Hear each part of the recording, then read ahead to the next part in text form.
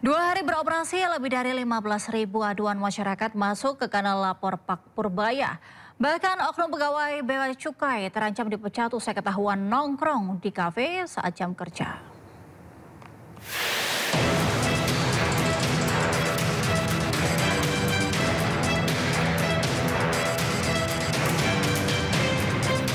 Baru 2 hari beroperasi, kanal lapor Pak Purbaya, layanan sarana masyarakat untuk sampaikan keluhan atau kendala terkait bea cukai dan pajak dibanjiri belasan ribu aduan.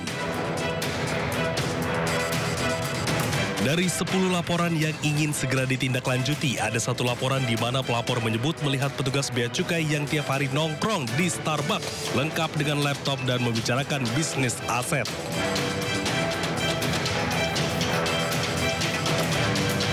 Terkait hal itu, Purbaya ungkap akan segera menindak tegas, bahkan tak akan segan memecat oknum pegawai tersebut. Gimana anak buah lu begitu? Ini akan kita tindak ya. Ini lengkap tempatnya nih. Ini cuma saya alamatnya lengkap, ini lengkap, jadi pasti bisa kita akan kejar. Jadi saya baru tahu, walaupun kita udah mau gebrak-gebrak, masih ini di bawah seperti ini. Artinya mereka nggak peduli. Dianggapnya saya main-main. Bilang, hari Senin ke depan, kalau ada yang ketemu begini lagi, aku akan pecat. Walaupun katanya mecat pegawai negeri susah, saya akan pecat.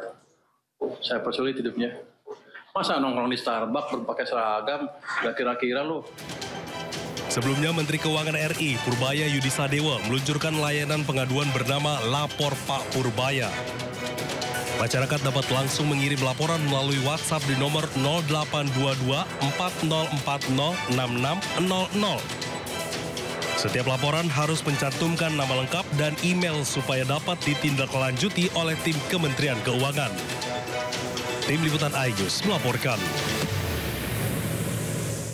Mantan Menko Polhukam Mahfud MD meminta KPK tidak pasif mengusut kasus dugaan korupsi pada pembangunan WUS di masa pemerintahan Presiden ke-7 RI Joko Widodo. Mahfud menyebut kasus dugaan markup pembiayaan WUS sudah diungkap sejumlah pakar sehingga KPK tidak perlu lagi menunggu laporan dari masyarakat.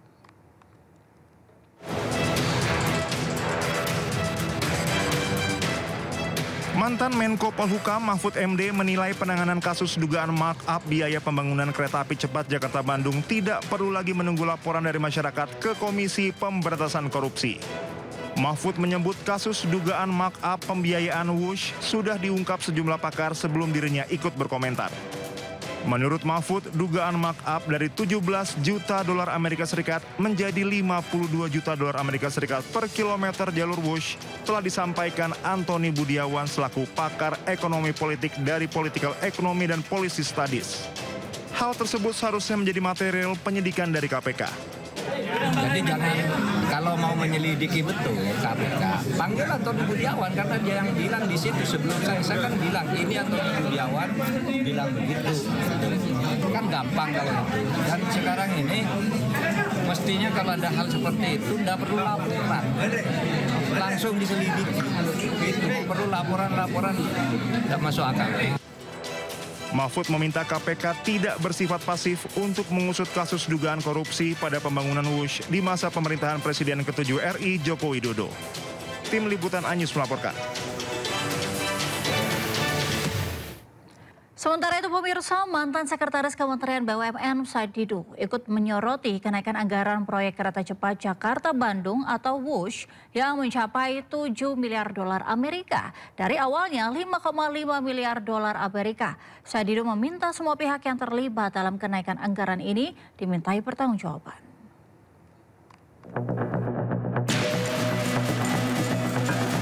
Pihak-pihak yang terlibat dalam proyek WUS telah melaporkan kerugian signifikan akibat proyek ini. Salah satunya PT Wijaya Karya atau Wika yang mencatat kerugian 607,45 miliar pada kuartal 1 tahun 2024 akibat proyek WUS. Mantan Sekretaris Kementerian BUMN Said Didu menyoroti kenaikan anggaran proyek kereta cepat WUS. Said Didu meminta agar semua pihak yang terlibat dalam kenaikan anggaran ini dimintai pertanggungjawaban. Saya pikir bukan hanya UUS, yang lain juga harus dilakukan yang sama. Kalau UUS sangat jelas kan ini harus dicari siapa yang pengambil keputusan kenaikan tersebut.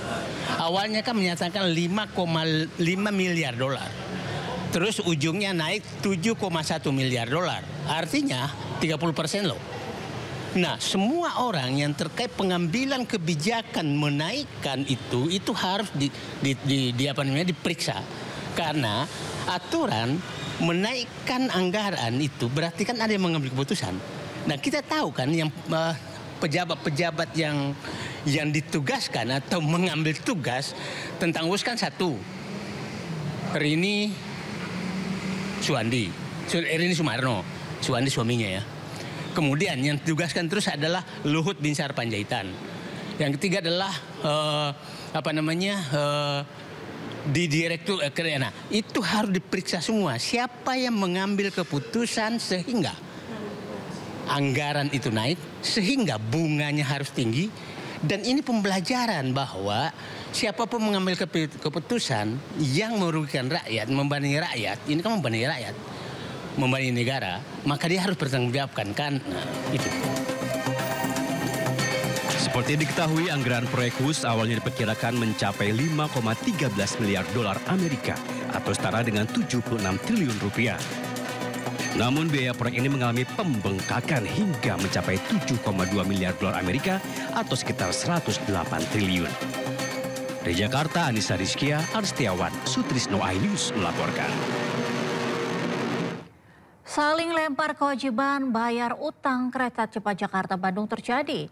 Menteri Keuangan tetap enggan bayar utang PT KCIC menggunakan APBN.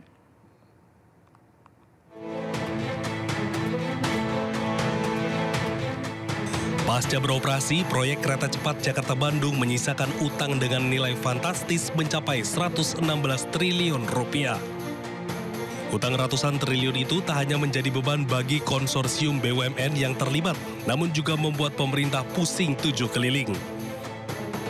Menteri Keuangan Purbaya Yudisadewa enggan membayar utang proyek kereta cepat menggunakan uang APBN. Menteri Koboi ini dengan tegas menilai kewajiban bayar utang harus diselesaikan oleh BPI dan Antara. Begini, bukan utang yang nggak dibayar, kan pemerintah apa?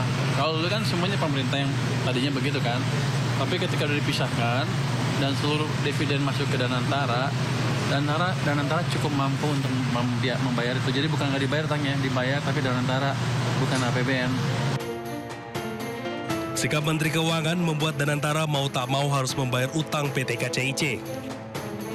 Tak hanya utang, pemerintah dan otoritas terkait juga harus mengusut dugaan markup pada proyek ini yang membuat beban utang membengkak dan merugikan negara. Dari Jakarta, Tim Liputan iNews melaporkan.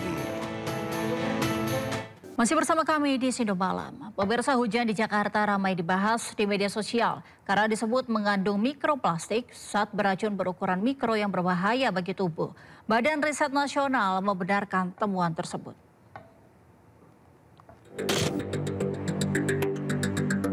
Hujan Jakarta ramai dibahas warganet di media sosial dalam beberapa hari terakhir. Bukan soal penyebab banjir dan macet, tapi kali ini hujan Jakarta disebut mengandung mikroplastik zat beracun mikroplastik. Reaksi warganet pun memenuhi kolom komentar. Ada pula yang menyebut itu hoax. Menanggapi hal itu, Koordinator Riset TMC Modifikasi Cuaca BRIN Joko Gunawan menyebut, berdasarkan riset yang dilakukan Pusat Riset Oseanografi BRIN, hujan Jakarta mengandung mikroplastik ukuran 500 hingga 1000 mikrometer. Mikroplastik berasal dari plastik yang terurai jadi potongan kecil karena paparan sinar matahari, angin, atau gelombang laut. Saat hujan turun, mikroplastik terbawa air hujan dan masuk ke dalam siklus hidup masyarakat. Hujan mikroplastik ini banyak ditemukan di daerah perkotaan atau di wilayah yang marak pembakaran sampah liar. Dari riset BRIN, hujan mikroplastik beracun bagi tubuh, dapat memicu stres oksidatif, peradangan, dan gangguan metabolik atau imun pada manusia. Untuk menghindari polusi mikroplastik, masyarakat bisa ikut menjaga lingkungan dengan mengurangi sampah plastik yang kini jumlahnya makin mengkhawatirkan. Bagaimana tidak, dari total 32 juta ton sampah nasional, 20%-nya merupakan sampah plastik. Tim Liputan iNews melaporkan.